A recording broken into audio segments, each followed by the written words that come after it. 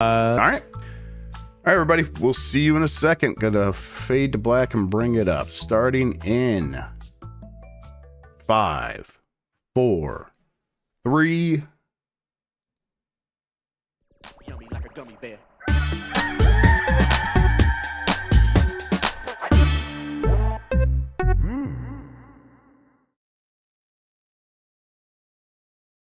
It's the internet. You're busy. Let's do this for November 16th, 2023.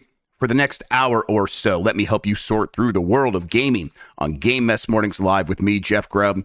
Today's Suicide Squad kind of looks fun now, and the Embracer Group mess is getting hotter and stinkier. But first, please join me in welcoming today's co-host of Game Mess Mornings. It's Jan Ochoa, everybody. Jan, how are you doing?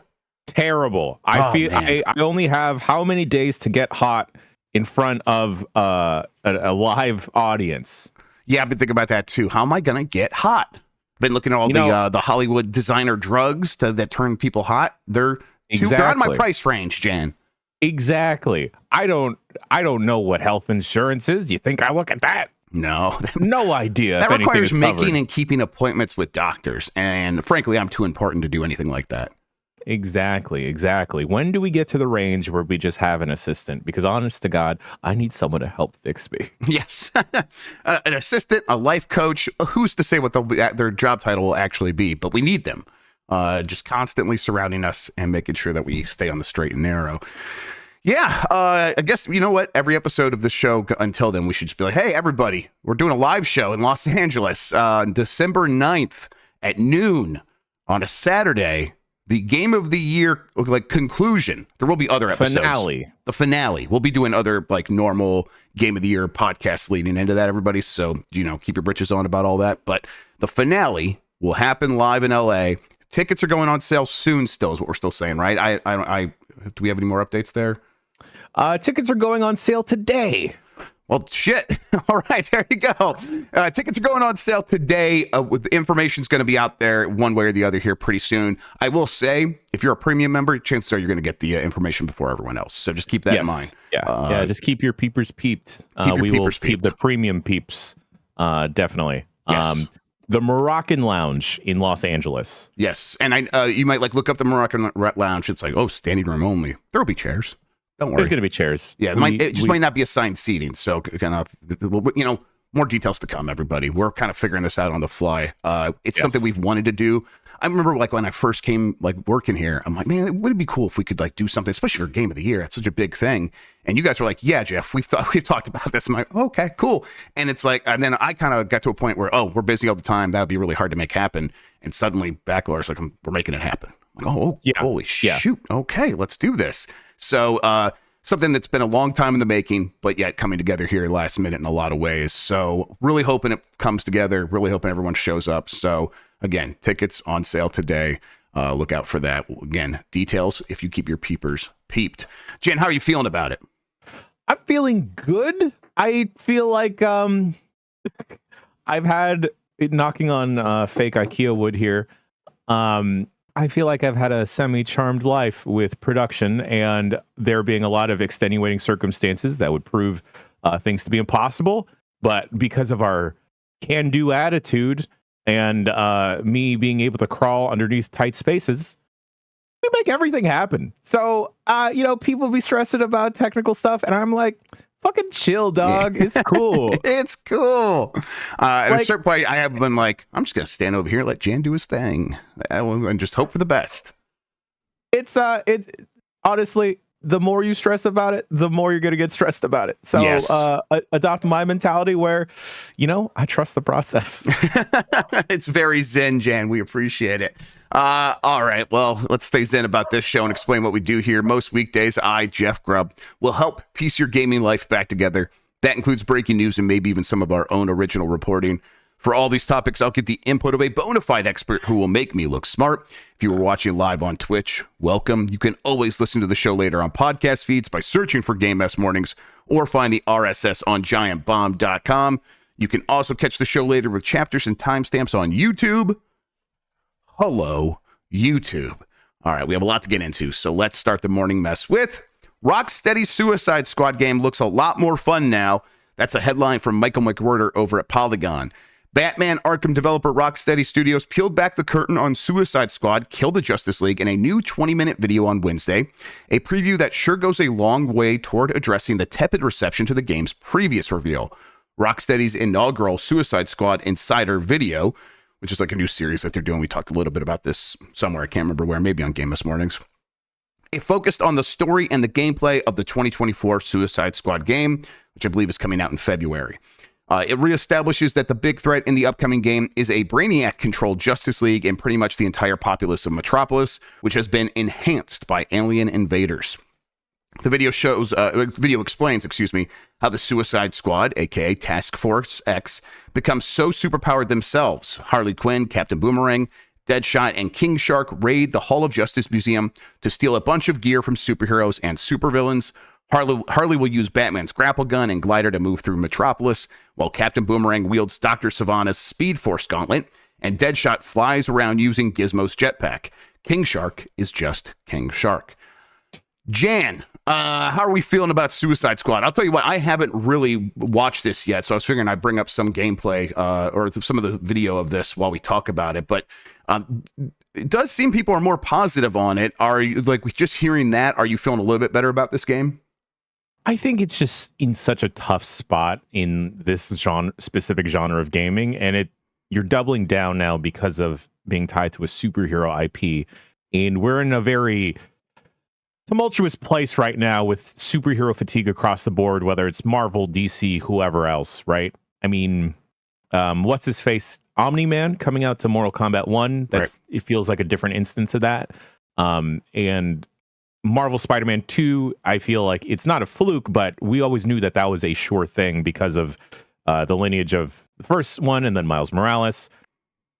A shooter where you were playing as the Suicide Squad, where Harley Quinn is the most popular character there.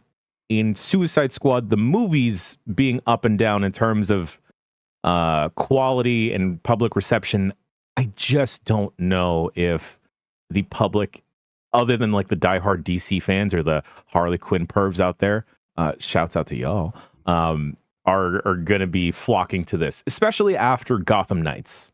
Yeah, I think you're right. Like, you diagnosed the wider problem here of the various forms that superhero fatigue have taken recently. I think that in this game's to its benefit, there are a lot of those pervs, right? A lot of DC fans, a lot of people who love Harley Quinn. These characters are still very, very popular in general, at least the Justice League characters, and I think there's enough DC fans that actually do love the idea of Suicide Squad even before those movies came to the scene. But we did see with that second Suicide Squad movie a much better movie, a film that I really actually enjoy a lot.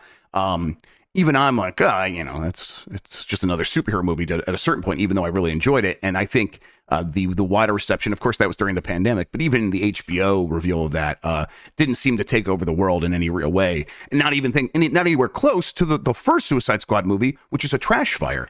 So it's like, man, this is such a weird trajectory that this singular franchise is on.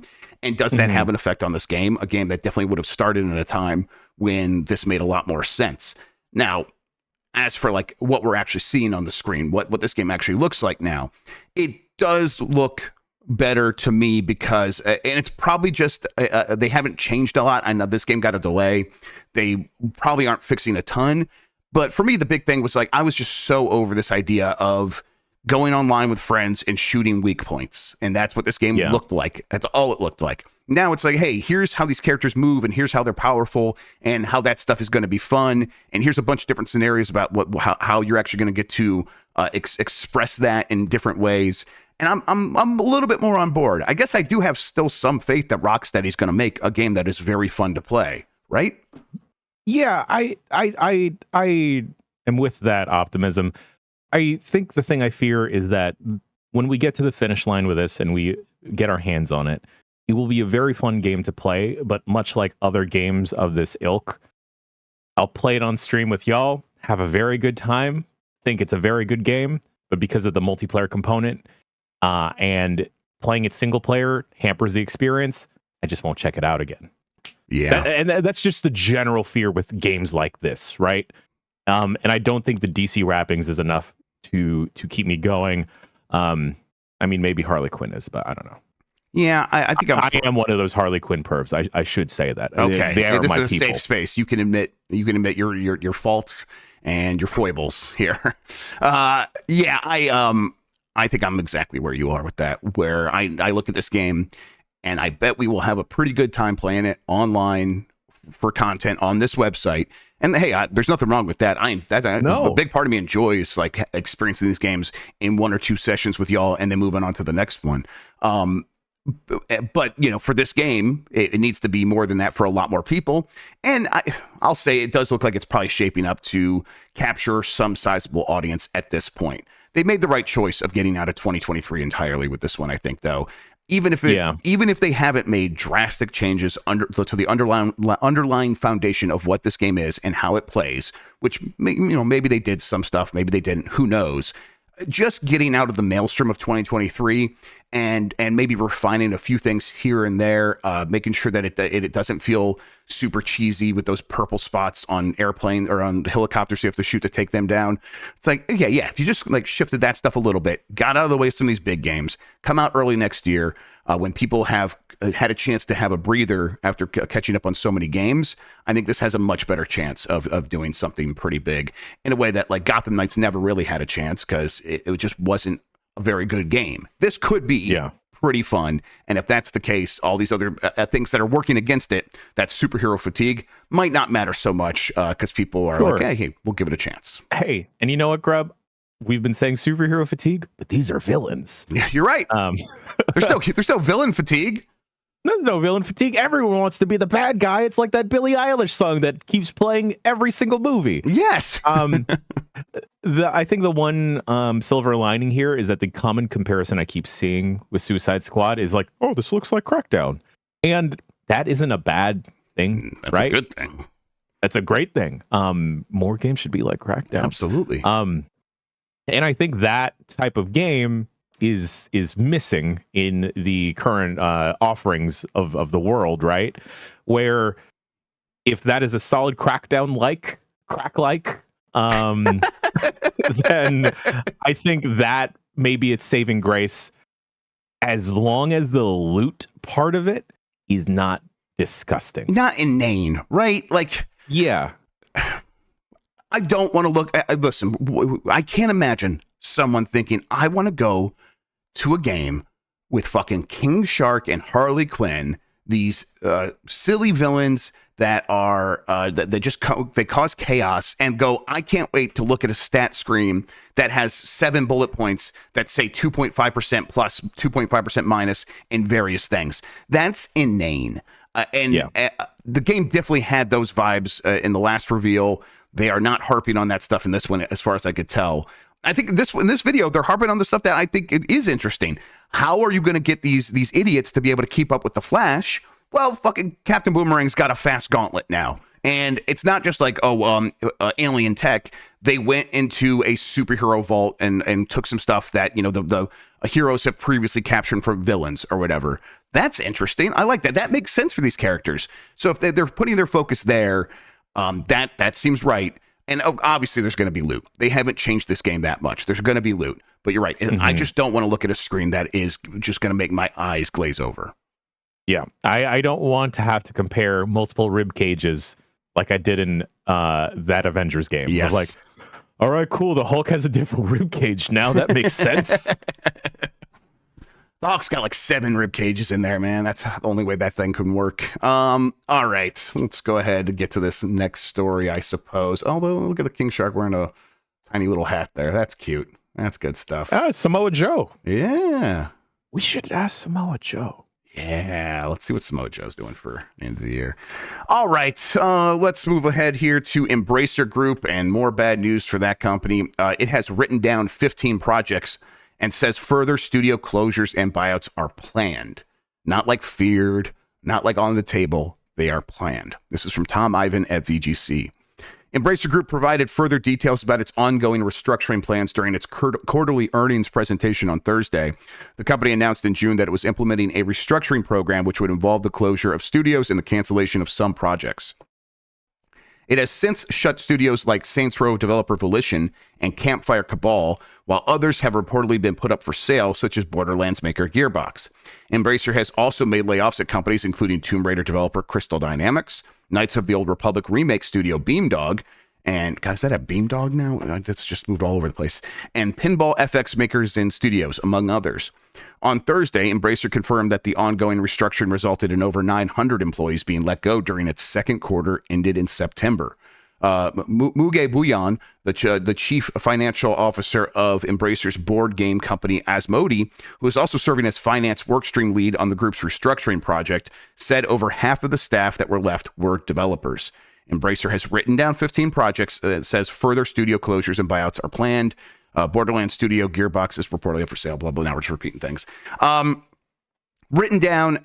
Listen, I'm not an accountant. My understanding is usually what that means is they're like they have stuff based on projections, and now these things are either not going to meet those projections or they're going to lose money, and it's close to a write-off on your taxes. It's just like, oh, we're going to kind of put this up as a loss on our top sheet here when we're explaining it to the IRS or whoever they have in the country they're in.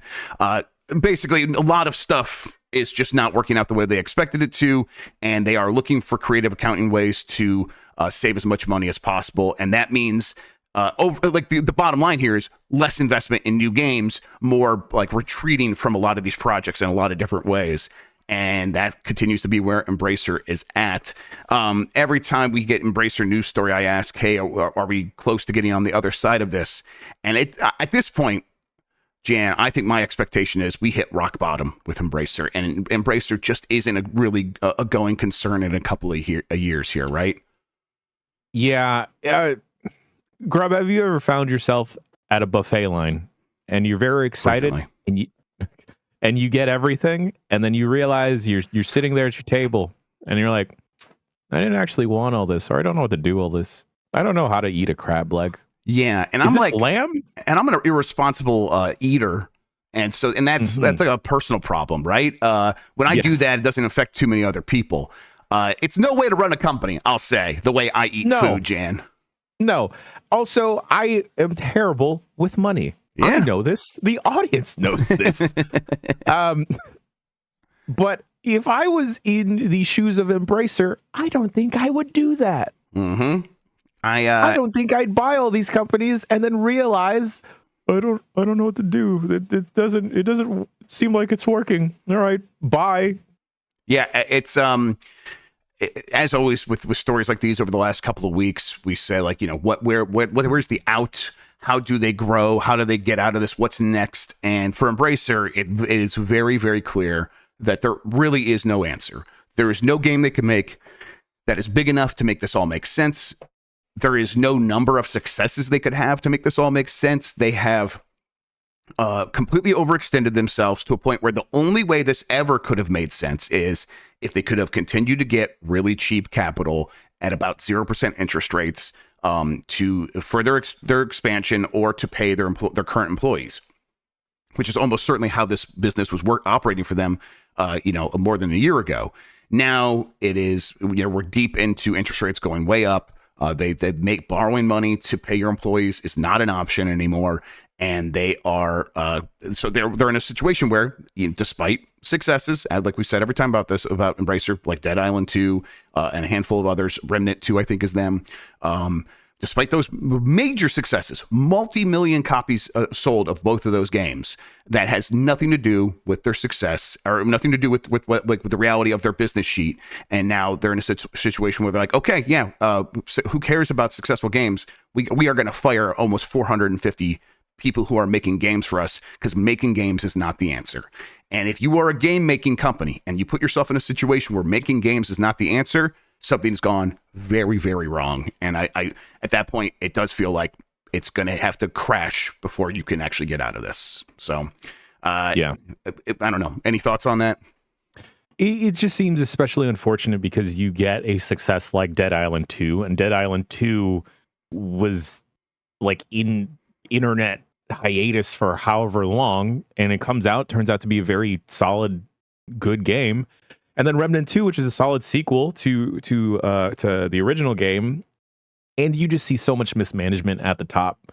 And I feel like we kind of saw the writing on the wall from the get-go once this whole acquisition process was going underway. Yeah. But I mean, what can you do from an outsider's perspective, right? Like you can't say like, Embracer, don't do it. No. Yeah, and I think a lot of people were doing that, but it's like there was always that hesitation of like, oh, maybe they have a grander plan. And I think a lot of people didn't believe that they had a grander plan, but I was like willing to have a little bit of benefit of the doubt up to a point.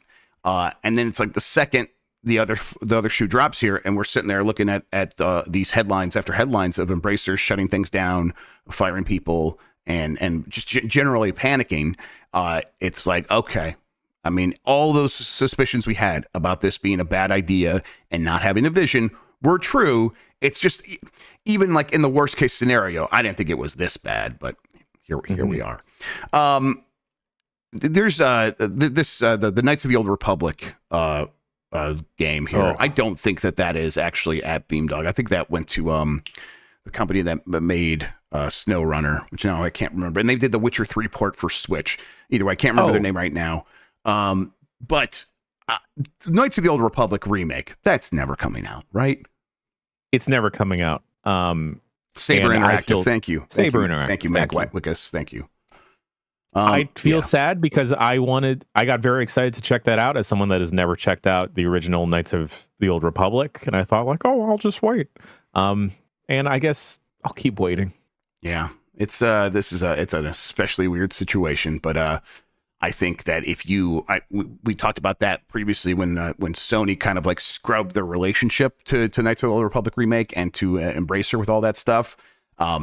Because it's got to be like Sony talked to Embracer. Embracer's like, listen, we can't lie to you. That would be illegal. We're not really working on that right now. We're trying to put out all these fires. And I think it's one of those things we probably never get an official cancellation of. We just like eventually one day Embracer is no longer a going concern, and we put 2 and 2 together at that point. The other one, the one at Quantic Dream, High Republic Star Wars game. Do you think that ever comes out? No, not at all. I don't think so either. Yeah, that one I should have a better chance, but it's like that's a big budget game, and I don't think anyone's funding it except for Quantic Dream. And I guess Quantic Dream is under NetEase now, I think. I can't keep it straight. But I don't think that one comes out either. We'll see. Okay, we're going to take a quick break. When we get back, we have a lot more news. Jan Ochoa will still be with me, everybody, so don't you get scared. Jan will keep you safe. We'll be back after this.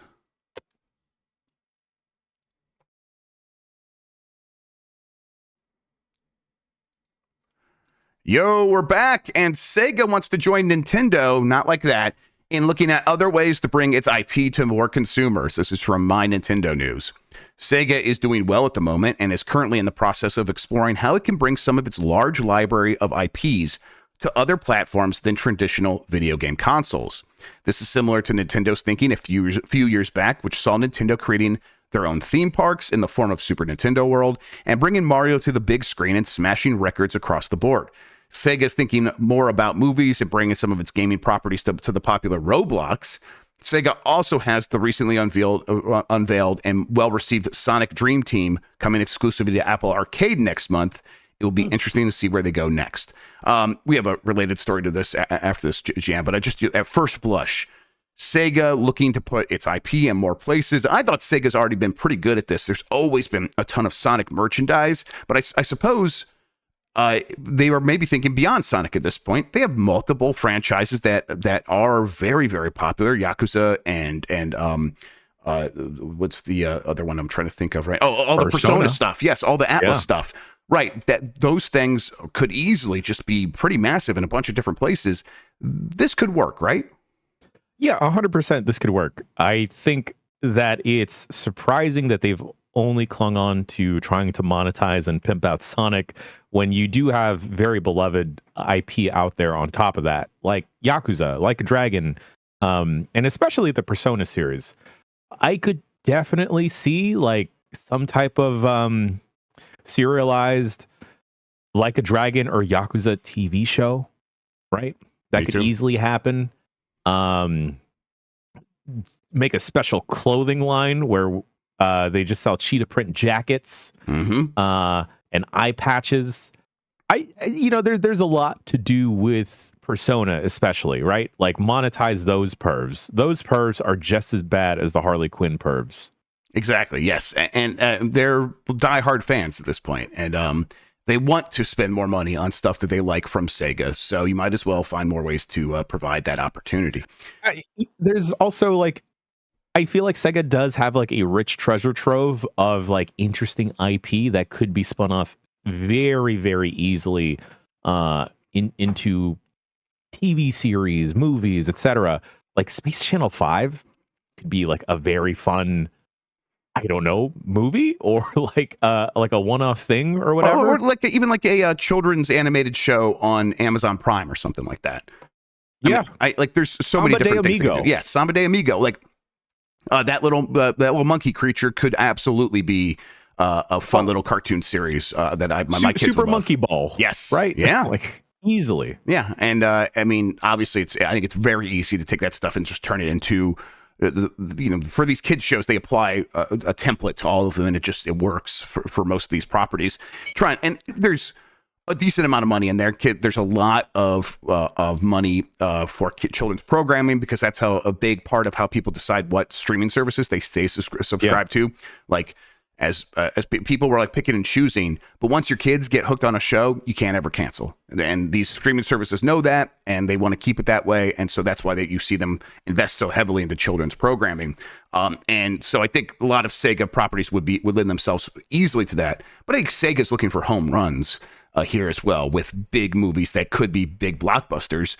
And Persona and Yakuza seem like the answer there. Now, I guess that does bring us to the next story. After the success of the Sonic the Hedgehog movies, Sega wants to bring more of its IP to other platforms. This is from Smangaliso, Similane at Destructoid. Still, this is kind of just an extension of the last story, but here's where most of this comes from. Sonic has been enjoying renewed popularity in recent years thanks to the two Sonic the Hedgehog movies that have become some of the highest-grossing video game adaptations. Sega hopes to capitalize on this by bringing more of its franchises to a non-gaming audience. In an interview with CNBC, Sega's chief operating officer, Shuji Utsumumi, revealed that the platforms they are considering include movies and even Roblox. The second Sonic movie grossed at an impressive $405.4 million, so it's no surprise that they hope to replicate that success with its other IPs. IPs that are being considered currently include Like a Dragon, which is Yakuza. An adaptation could be a hit, as it already has a huge following, as Sega reveals the franchise has sold 21.1 million units. Persona may also find itself on more platforms. It's easy to imagine it being adapted to a film series or even a television series, as the franchise already features gripping narratives and plenty of relationships and friendships to explore. Sega, meanwhile, also denied that it would be acquired by Microsoft in this interview, but they've said that before. Yeah, so I mean, we keep coming back to Persona, Yakuza, these things. I think they do make a lot of sense. But do you think those could be, $400 million for Sonic? That's big. Do you think either of those could get close to that if they were movies, or do they make more sense as like Netflix streaming franchises? I think Yakuza makes more sense as a Netflix streaming series. I think with Persona, because of the nature of the main cast always being high schoolers, you run into the problem of your actors aging out of that. Yeah. And also, do you keep it Japanese? Do you westernize it, right? And recast all these characters with American actors or like North American actors, right? That could create like backlash within the existing audience immediately. I think that Sega has to lean into their weird stuff. I think you could definitely have like the House of the Dead as like we already got that Uwe Boll movie, House of the Dead. We could just watch that instead. Let's please not do that. They could do a bunch of odd stuff. Like they could do an anthology series, much like Michael Flanagan's series that pop up every year on Netflix, right? Mm-hmm. Space Channel 5, I'm dead set. Cast Ariana Grande is ooh la la. You're there already. Oh, man, the you're work right. is Holy shit. already done. That is already done. I would watch that 1,000,000%. They also own Angry Birds, right? Yeah, they bought Rovio, didn't they? Holy crap! Yeah, they did. So that's and those right there on the table. Did pretty good, even though that first one is really weird. You know what the plot is of that first one? It's like other people are moving to the Redbirds Island, and he's like super upset about it. So it's basically just a story about how the hero of the movie is racist. It's very weird. Cool. Yeah, Cool. very Cool. strange. Oh man. You know, we're all clamoring for some more Vector Man, right? Oh yeah, my kids won't stop talking about Vector Man. They love that Orby boy. But here's the other thing. You know what, Sega? You know what brought me into you? What brought me into the fold as a little child, other than Sonic? Shinobi. Ooh. Do a fucking Shinobi show, movie, Man, whatever. That's something, Jan. That's like, yeah, there's a lot of like just cool dude properties from the Sega Genesis that Sega could, if they took seriously and like actually like made like a brand new big AAA but big budget like Shinobi game, and then put out and had like a Netflix series at the same time, that would pop off for me personally. I would be very into that. Here you go. I still have my casting hat on. Cast Andrew Koji as Shinobi. You're good to go, baby. Andrew Koji. He was in the Snake Eyes movie. Oh, okay, that's a good one. That's awesome. He's in the Max, the one to watch for HBO TV series Warrior. Okay, let's do it, baby. It's right there. Man, okay, yeah. Someone let me be a casting director. Someone let me cut the check. Yeah, just consult him and pay them that big consultation fee. That real money. Please. Let's move on here. Oh yeah, go ahead, please. Streets of Rage. Yeah. I mean, again, like if they took that stuff seriously, if they like what we could make, if they believed themselves, they could make a good movie out of these things. I bet they would end up with something that's really cool and really fun. You give that one like Fast and the Furious energy, I think, where it's like it's about the crew. It's about the crew fighting through these streets. Yeah. You know, it's not a family, it's a crew, but it's close to a family. And man, I am on board. And like a little kid comes by on roller skates and just beats the shit out of everybody. Who wouldn't want to see that? Yo, we could tie it in to the Kangaroo Jack film series, the film franchise. Get that yes, let's back. go. Oh man, and then someone in the chat saying Echo the Dolphin. Yeah, give me an Echo the Dolphin series. Kid TV show. The kids need a new Free Willy. Yeah, I watched a ton of Flipper on Nick at Night as a kid because I'm 40 years old. Grubb, it does not stop. Sega, hire me. Cut the check to me so I can cut the check. You know what you do? You appeal to the weird fantasy weirdos, and I'm not talking PH fantasy. I'm talking, I don't mean to disparage her. I love her to death. The Lucy James style of fantasy people out there, Golden Axe. You know what we mean, everybody, when we say Lucy James style fantasy. Yes, Golden Axe. I think that could be great. God, someone just said something. Oh yeah, Panzer Dragoon. That is like ready made for one of those. Oh hey, Netflix decided to make one of its own anime things. You can make that with Panzer Dragoon. Panzer Dragoon Saga's got a really cool story, man. Yeah, I think it's Shining Force. Oh my God, yeah, Sega's got so much. You know the other thing that we've all completely forgotten about and danced around? Bayonetta. Yeah, the Bayonetta should just be who does that? There's like some there's some tall women I've seen on TikTok that would be great as Bayonetta, Jan. Charlize Theron. That's what I meant. Yeah, sure, Charlize Theron. It would murder as Bayonetta. Yes. God, there was another one that just popped into mind. Daytona USA. Sure, let's go with that. Yeah. Man, just get Alex Kidd. Okay, now you've gone too far, Slane McAwesome. We don't need no Alex Kidd movie. He needs to stay in his hole. All right. We'll continue to think of awesome possible Sega franchises that could make the leap. I think the point is Sega just needs to actually start getting on this and really believe, and not do it half-ass, and not let some slimy Hollywood producer who doesn't understand the property try to adapt it. Just actually get in there and do most of the work themselves, and I think they could have a lot of success with this stuff. Or give me the work and I'll do it. Yes, or just call up Jan. Jan's number is now flashing on the screen. Everybody, there you go. Call him. Oh no, I'm sorry. That's just Dave Lang's number again. No. All right, Mass Effect veteran Mac Walters is leading a new NetEase studio in Canada. This is from Chris Scullion at VGC. NetEase has announced a new game development studio headed up by one of the key writers on the Mass Effect series. Led by Mac Walters, Worlds Untold is a fully remote game studio with a base in Vancouver, Canada. Walters was a prominent member of BioWare for nearly 20 years. Initially joining the company in 2003, he was a writer on Jade Empire before becoming a senior writer on the original Mass Effect. He was later lead writer on Mass Effect 2 and Mass Effect 3, narrative director on Anthem, and creative director on Mass Effect Andromeda, and project director on Mass Effect Legendary Edition. Walters was working as production director on Dragon Age Dreadwolf when he left BioWare in January, saying he was taking a career break. According to NetEase, Worlds Untold was set up by Walters and his team to create IPs with depth and possibility that can't be contained in a single game or even a single medium. All right, chill out, NetEase. Okay, here's that's cool. I think this is it's always interesting to hear who's starting studios who have, especially people with pedigree and pedigrees like this.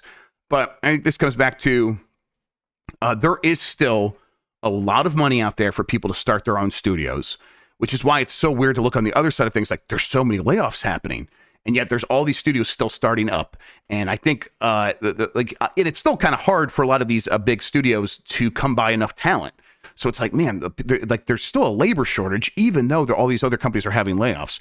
So it continues to speak to there is something like rotten somewhere in game development, but it's not necessarily that, the whole industry is falling apart. It's like, in general, no, companies are still investing in games in a big way. It's just maybe more targeted, more judicious, and the people that got sloppy coming out of the pandemic, and Embracer is 100% the poster child for that. They're the ones paying the price now, and everyone else is sort of like, no, we see a star developer, we want to go give them a ton of money to start their own thing. And I think this indicates that overall the video game industry is still pretty healthy, right? Yeah, I want to. That's definitely what I want to believe and hope that we are all moving towards, because you would hope, working underneath the umbrella of like PlayStation, Xbox, Ubisoft, that you have kind of that guaranteed insurance of too big to fail type of mentality, where you have that safety net working under that bigger company. But with that bigger company comes a lot of miscalculated swings, where you are at that bottom line and you are ready to be cut at the first go. I mean, at those bigger companies, like, contractors have it the worst. QA testers have it the worst. On top, and then you keep piling on to other folks that get let go.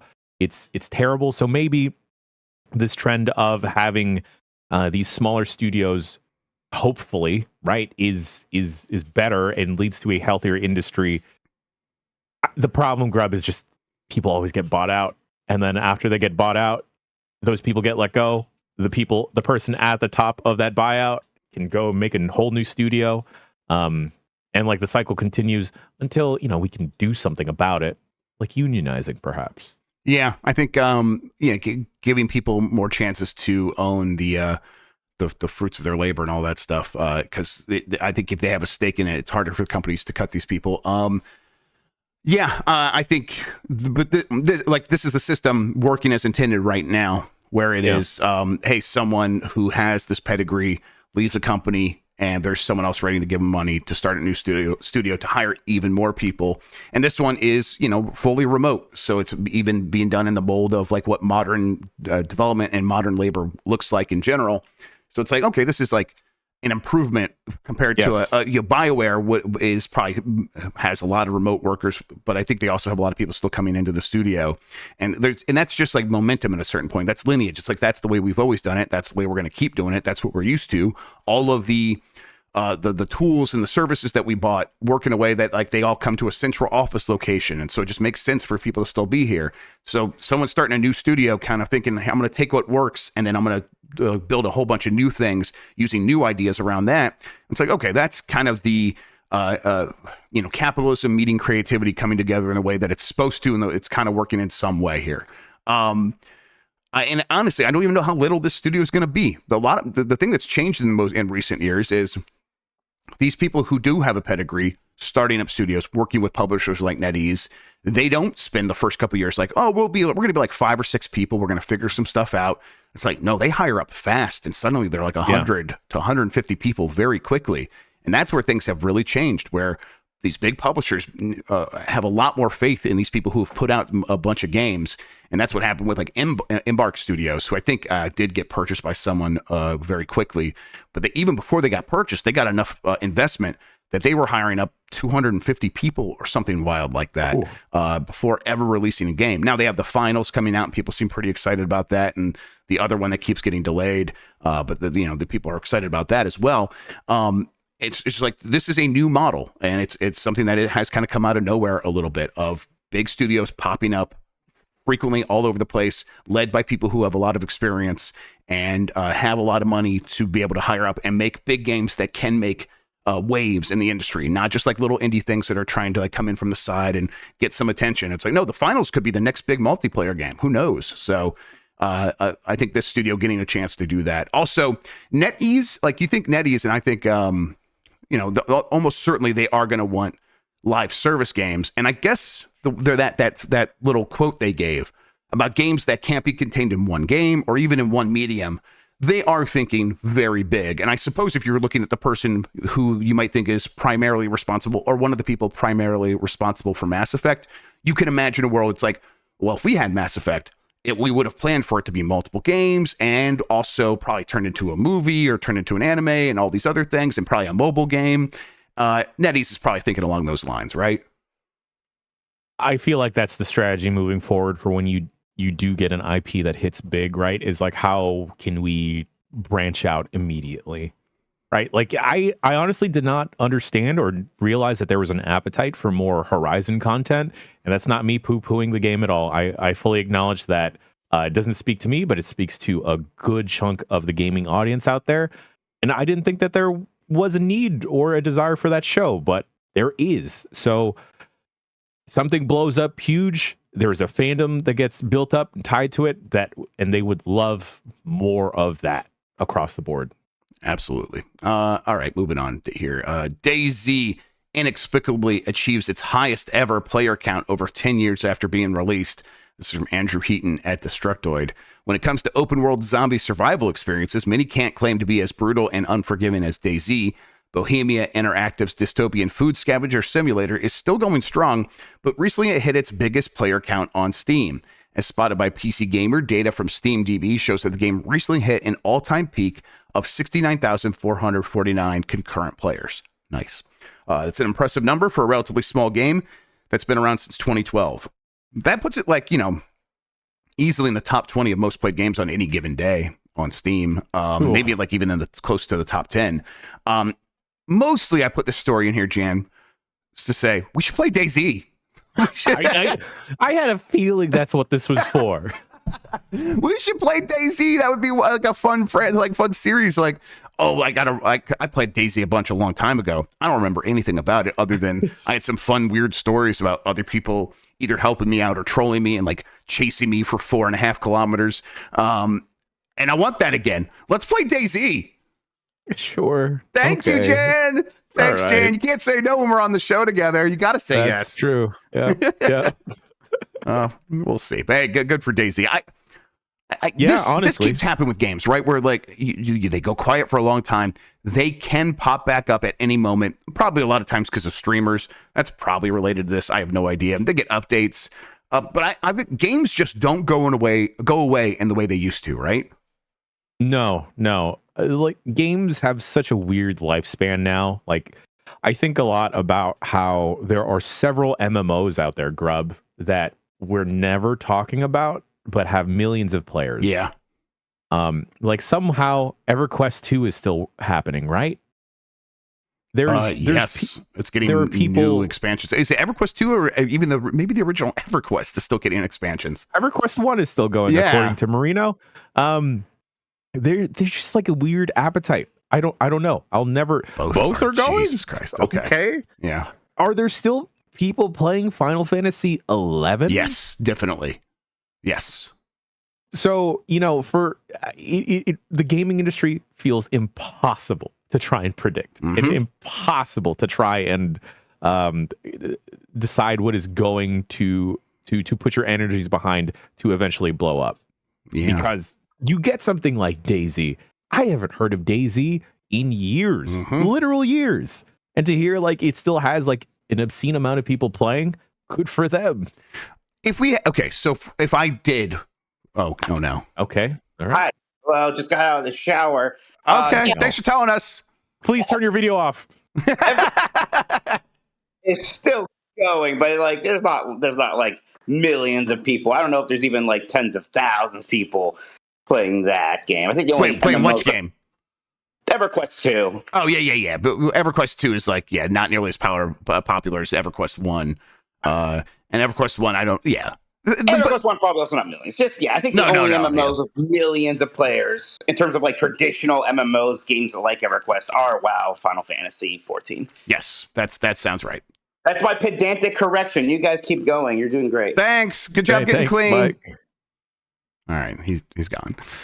Okay, if I forced us all to play a survival game, would you rather play DayZ, Ark, Rust, or Grounded?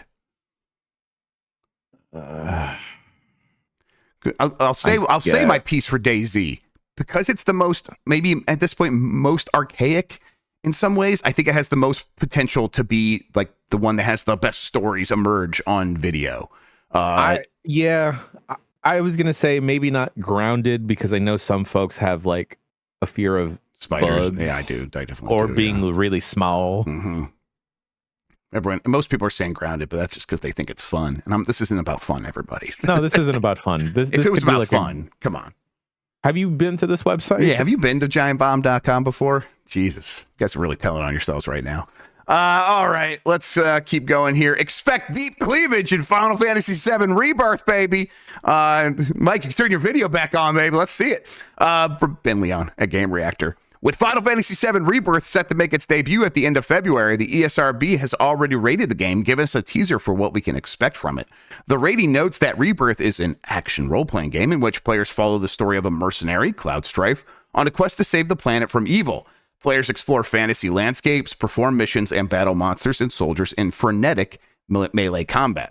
The rating goes on to add that we can expect cries of pain and impact sounds, as well as explosions and blood splatters and pools following characters, I guess blood pools, following characters being slashed by swords, often in slow motion.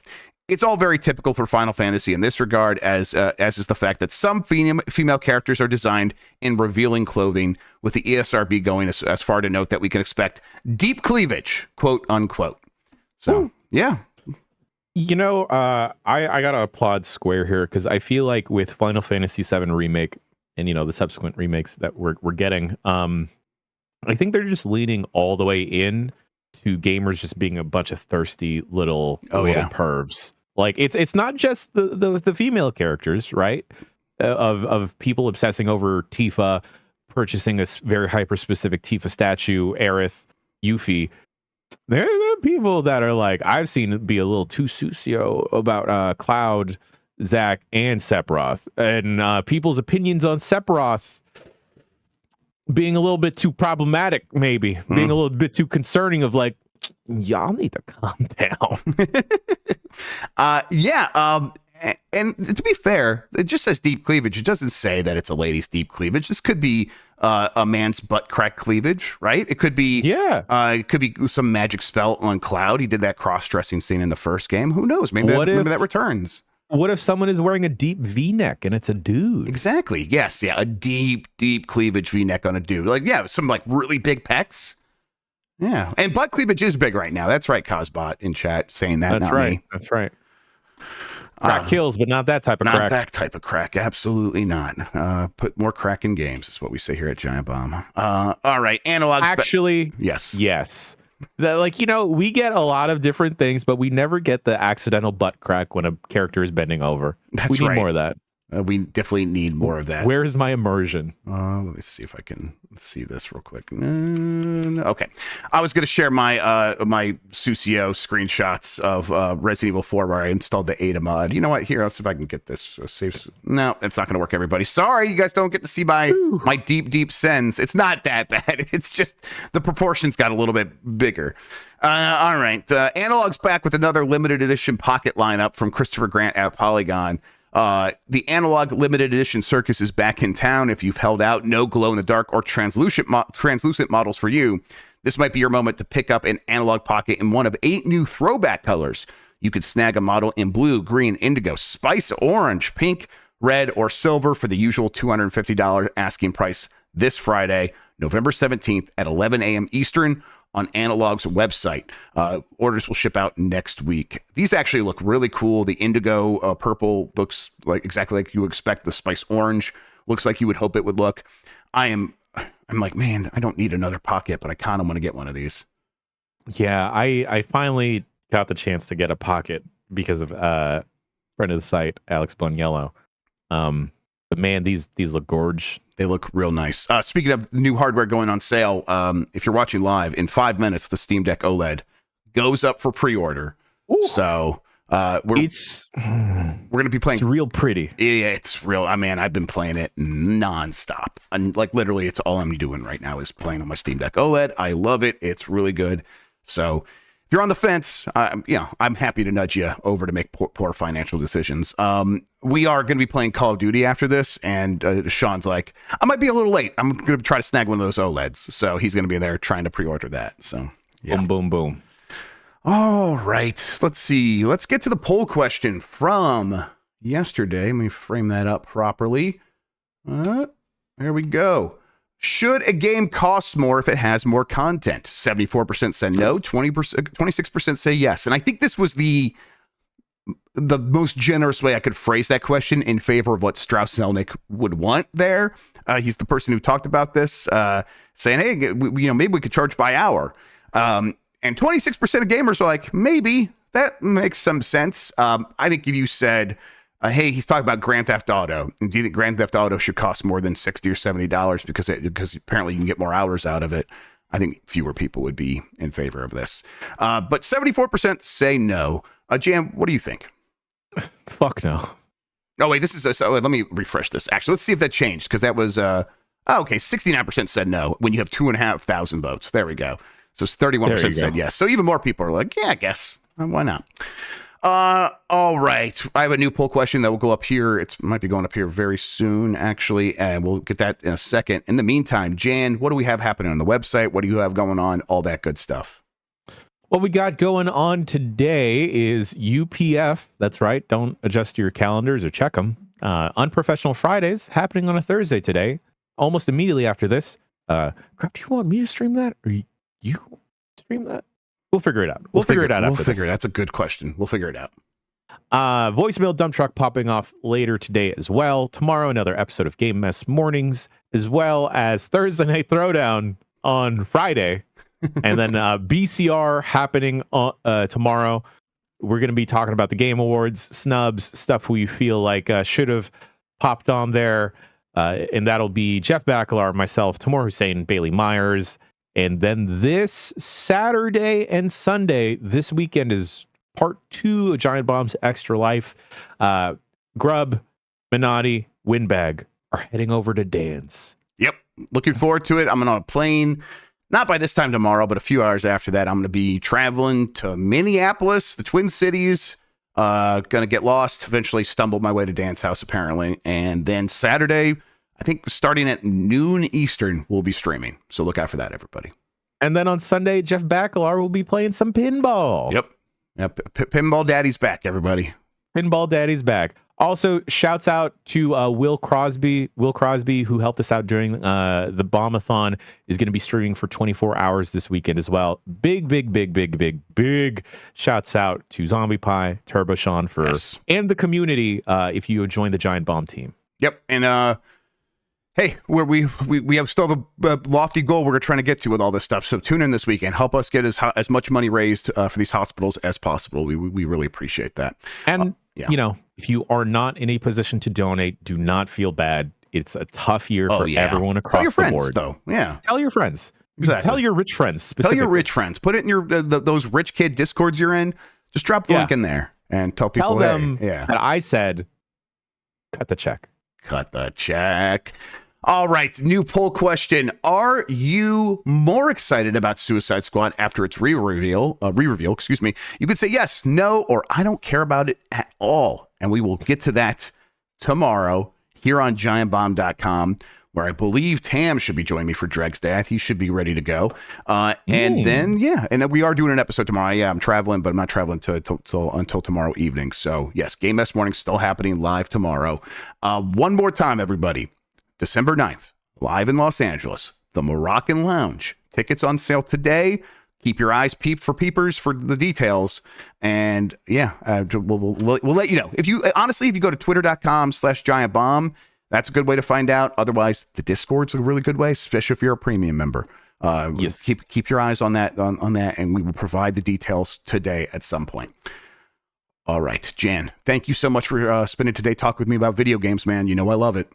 It's my favorite way to start a Thursday. Thank you all for watching. You're the best audience in gaming. Until next time, have a good one. Take care of yourself. And goodbye.